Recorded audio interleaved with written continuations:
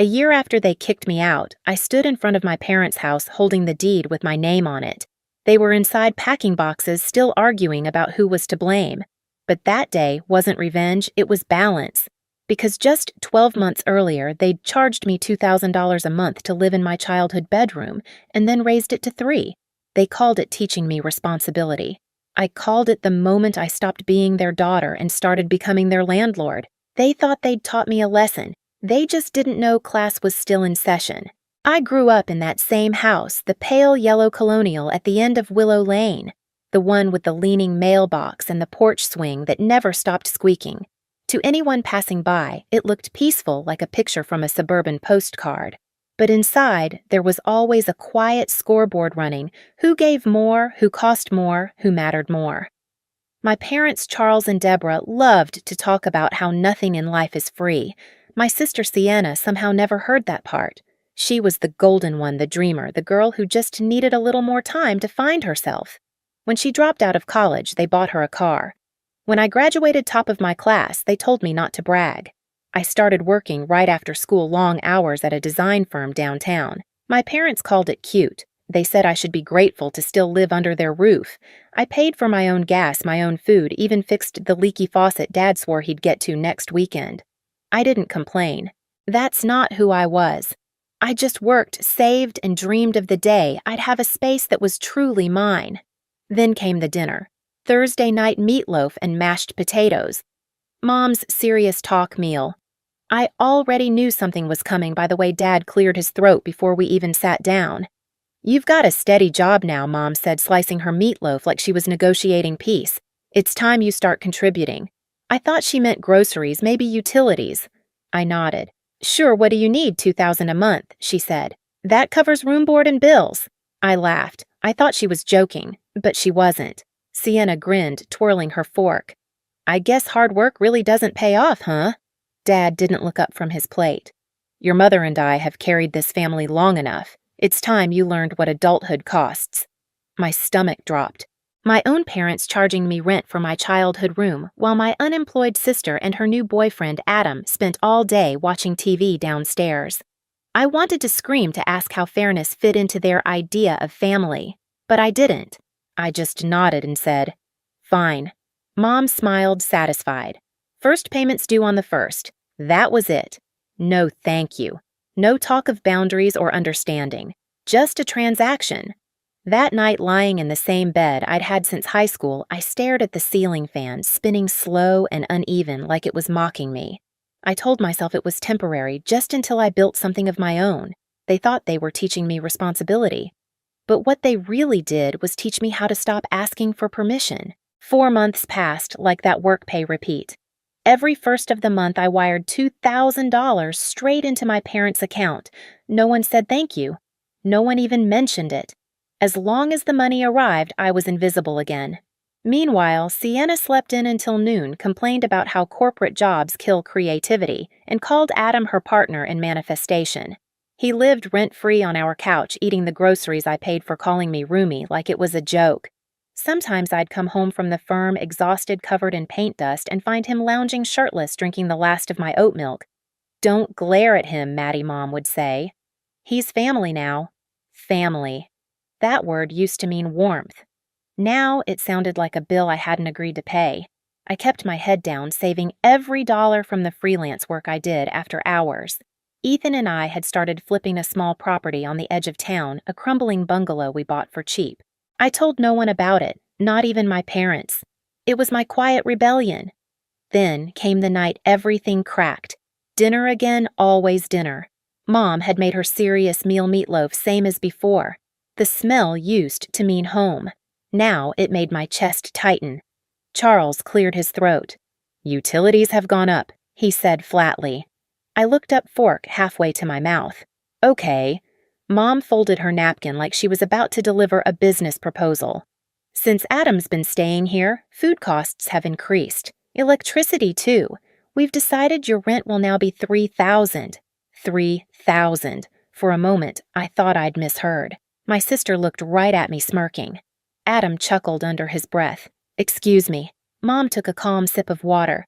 "You're earning more now, aren't you? You can handle it. We're teaching you responsibility." Sienna laughed softly. "Guess you're getting the deluxe package." The words hit harder than any slap could have. My own parents treating me like a tenant while the freeloaders got free cookies and praise. I stared at them one by one. Dad's eyes fixed on his newspaper, Mom's chin high, Sienna's grin growing wider. I could have exploded. I could have shouted every word I'd been choking down for years. But instead, I felt something colder settle inside me. "Fine," I said quietly. "3,000 it is." Mom nodded, pleased. Good girl. I finished my meal in silence, every bite tasting like metal. That night, I sat at my desk and opened the folder from Ethan, the renovation photos, the profit estimates. We were weeks away from selling. I stared at the screen until the numbers blurred, then whispered to myself, "That's the last payment they'll ever get." They thought they'd raised the rent, but really, they'd just raised the stakes. After that night, something in me went still. Not broken, just quiet. I kept paying right on time. 2,000 became 3. No arguments, no complaints. Every transfer came with the same message, rent for the month. Mom probably thought I was finally mature. Dad bragged to his coworkers about how he'd raised a responsible daughter. Sienna rolled her eyes and said I was too uptight to ever move out. They had no idea what I was building. The bungalow Ethan and I flipped sold faster than we expected, clean design, good staging cash offer. My cut alone was more than I'd made at the firm all year. We bought another house immediately, a 3-story Victorian with crumbling floors and century-old windows. I spent every spare hour there sanding walls, drawing floor plans, hauling lumber until my arms ached. Every swing of the hammer felt like reclaiming a piece of myself. Back home, nothing changed. Adam still sprawled on the couch shouting at his video games. Mom kept texting reminders about next month's payment. Sienna complained about not finding a job that aligned with her energy. One night I came home to find Mom's note on my door. "Don't forget the 1st is tomorrow." She'd drawn a smiley face at the end. I sat on my bed staring at that yellow sticky note until the edges blurred. Then I picked it up, folded it once, and placed it in my drawer right beside my property contracts. That weekend, I started packing. Slowly, strategically. Winter coats. First it was July, no one would notice. Then, books I'd already read, a few pairs of shoes. I kept boxes stacked neatly in the closet behind old blankets. Every day, I took one more thing, small, quiet thefts of my own life. I memorized their schedules. Mom left at 7, Dad at noon. Sienna's boutique inventory shift every other Tuesday. Adam spent that same day at his friend's place playing games. That was my window. When Tuesday came, I called in sick to work, waited for the house to empty. By 12:30, silence filled every corner. I moved fast, 6 boxes, 2 suitcases, everything that mattered. Mrs. Perry next door waved as I loaded my car. "Moving already?" she asked. "Just a few things," I said, smiling. Back inside, I left one final note on the kitchen table, written on Mom's fancy stationery. "I've moved out. Utilities in my name will end in 24 hours. I locked the door behind me. For the first time in my life, the air felt light. They thought I was their tenant. They were about to learn I'd just become something else entirely. The first night in my new place felt strange, too quiet. No footsteps upstairs, no television blaring from the living room, no one reminding me to be grateful. Just me, a half-finished kitchen, and the hum of the refrigerator. I sat on the floor eating pizza straight from the box and laughed. It wasn't freedom yet, but it was close. The calls started 2 hours later. First Mom, then Dad, then Sienna. Dozens of them. By midnight, my phone lit up like a Christmas tree, 43 missed calls. I turned it face down and kept unpacking. Their voices left messages anyway. Madison Cole. Mom shrieked, "You get back here right now. This is not how family behaves. We need that money. The mortgage is due." Dad's voice came next, low and disappointed. "You're acting like a child. Come home and we'll talk about this like adults." Sienna's was shorter. "You selfish brat." I didn't respond. I blocked their numbers, powered off my phone, and went to bed. By morning, Aunt Grace called from a number I didn't recognize.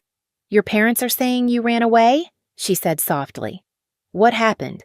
They raised my rent to $3,000, I said. I left. Silence, then a sharp inhale. $3,000. For your own room? Yep, Grace sighed. Honey, I can't say I blame you. For the next few weeks, I kept my head down. Ethan and I focused on the Victorian. The place was huge, beautiful in a haunted kind of way, high ceilings, cracked molding sun streaming through broken glass. Every nail I hammered, every coat of paint I rolled on felt like a wall going up between me and the past. By the time we sold it 8 months later, I wasn't just free, I was secure. The profit let us open our own company, MC Designs and Restorations. Ethan laughed when I told him what the initials really stood for. Madison's comeback, I said. Business took off fast, word spread. Within a year, we had 3 employees and a small office downtown. I never told my family. I didn't need to. Then, almost exactly 12 months after I'd walked out, Aunt Grace called again. Your parents are in trouble, she said. They're behind on the mortgage. They asked me for a $20,000 loan. I leaned back in my chair. Did you give it to them? Of course not, she said. But Madison, they might lose the house. I looked at the framed floor plan on my wall, the first blueprint I'd ever drawn labeled home. Then they lose it, I said quietly. Actions have consequences. A month later, I got an email from Ethan's realtor friend, Derek List, of upcoming foreclosures. I almost deleted it, but something made me scroll. There it was, 84 Willow Lane, my parents' house. I stared at the address for a full minute before calling Derek. That colonial on Willow, I said. Is it confirmed? Yeah. Bank's taking offers next week. Why make one? Cash. He whistled. You sure completely? 3 weeks later, it was done. The paperwork arrived on a Thursday morning, neat stack of forms, a shiny new deed with my name printed clean across the top, the same name Mom used to write on grocery lists and utility envelopes. Now, it sat above a property title. I didn't feel giddy. I didn't even smile. I just stared at it, feeling something settle like gravity, finally deciding where it belonged. I waited until the 29th day of their eviction notice before going back. It was a gray afternoon, the kind that smells like rain and old pavement. A moving truck sat in the driveway, the same spot where I used to park my beat-up sedan. Mom was on the porch, arms crossed, eyes red. Dad carried boxes out to the truck, silent. Sienna stood in the doorway, watching me like I was a ghost. You came to gloat, Mom snapped. I shook my head. No, I came to see my property. Dad froze mid-step. What are you talking about? I bought it, I said, holding up the deed. From the bank. For a long moment, no one spoke. Even the air seemed to stop moving. Then Sienna laughed, sharp, bitter. You bought it. That's hilarious. I looked straight at her. No, what's hilarious is that the bank didn't even counteroffer. Mom's lip trembled. You can't just, I didn't make you miss payments. You did that. Dad set his box down. So what now? You want to see us on the street? That's what this is about. No, I said evenly. I'm here to offer you a lease. Their eyes widened as I unfolded the papers. $2,500 a month, plus utilities. Same rate you charged me. Mom's face went pale. That's cruel, I shrugged. No, that's business. You taught me that. Sienna scoffed. You're unbelievable. Funny, I said. You all used to call me responsible. Looks like you were right. Dad rubbed his temples. We can't afford that, Madison. Then you'll have to find somewhere cheaper, I said. But if you want to stay, sign here. I held out the pen. No yelling, no threats, just silence and the ticking of the porch clock. Finally, Dad signed. Then Mom. Her hand shook. I can't believe you'd do this to your own family, she whispered. I can't believe you did it first, I said. Sienna grabbed the papers, scanned them, her eyes filling with tears. $50 late fee per day, fair's fair, I said. When they were done, I tucked the lease into my folder. The keys stay with me, I added. If you're late 3 months in a row, you're out. Mom started crying again. You don't mean this. I met her eyes. I do. Every word. As I turned to leave, she called after me. Madison, what about the internet? The bills. I looked back once. Those are the tenant's responsibilities. Then, I got in my car, started the engine, and drove away. I didn't look in the mirror until the next light. Through the rear view, I saw them standing there, tiny figures against the house that once made me feel small. They thought they'd raised my rent to break me. All they did was teach me how to own the roof they'd weaponized. And as I drove off, the rain finally started to fall soft, steady, cleansing. That was the day they moved out of their house. And I moved out of their shadow. 3 months later, the rent arrived on time. Every first of the month, a direct deposit labeled Cole Household landed in my account. No calls, no small talk, no "how are you?" Just money clean, emotionless, consistent. It was almost poetic. Ethan and I had grown the company to 8 employees. We were renovating 2 apartment buildings at once, designing spaces for families who reminded me of everything mine wasn't. Sometimes after long work days, I'd drive by Willow Lane. The porch light was on the lawn, trimmed the same curtains in the windows. From the outside, it looked normal again. But inside, the power had shifted forever. Then one morning, Aunt Grace called. "Your dad's in the hospital," she said quietly. "Chest pains. He's okay now, but..." Maybe visit I did. Mom was in the waiting room, shoulders slumped, eyes tired. She looked smaller somehow. When she saw me, she didn't yell. She just nodded. "He needs to slow down," she murmured. Dad was awake when I entered his room. He didn't apologize, and I didn't expect him to. He just looked at me for a long moment and said, "You did good, Maddie." For the first time, I believed him. When I left the hospital, I realized something. I wasn't angry anymore. The lesson had already been learned by all of us. They'd taught me what money could buy. I'd taught them what self-respect costs. A year has passed since then. They still live in that house, my house, paying rent every month. Mom started a small garden in the backyard. Dad works fewer hours now. Sienna finally kept a job, maybe for the first time in her life. Sometimes I stop by to drop off mail or paperwork. We don't hug, we don't fight. We just exist, separate, balanced. I don't know if that's forgiveness. Maybe it's something quieter, something earned. People always ask if I regret it. The truth. Not for a second, because family isn't about who raised you under their roof. It's about who respects you when you build your own. If you've ever had to draw that line, you're not alone. Hit subscribe for more stories like this.